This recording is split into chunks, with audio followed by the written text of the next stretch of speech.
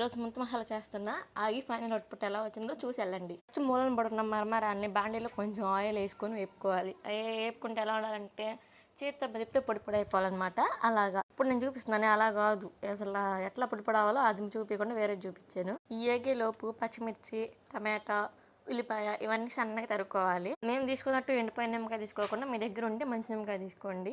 ఈ మరమరాలు వేపుకున్న తర్వాత ఒక మిక్సింగ్ బౌల్లోకి తీసుకోండి. అలా వేపుకున్న మరమరల్లోకి పచ్చిమిర్చి, ఉల్లిపాయ, టమాటా, కొంచెం ఉప్పు, కారం, చాట్ మసాలా, గీట్ మసాలా మన దగ్గర లేదు కాబట్టి మన ఇంట్లో ఎప్పుడు ఉండే గరం మసాలా కొట్టేసా, అన్నిటికీ అదే సరిపోయిద్దని చెప్పడం మర్చిపోయాను. ఏదైనా పప్పులు కూడా ఫ్రై చేసుకోవాలి. ఆయిల్ వేసి ఫ్రై చేయడం కాదు, పులిహోరలోకి ఆయిల్లో ముంచి ఫ్రై చేసుకుంటాం కదా, అలా అనమాట. ఏముంది, ఇవన్నిటిని మిక్సింగ్ చేసుకోవాలి.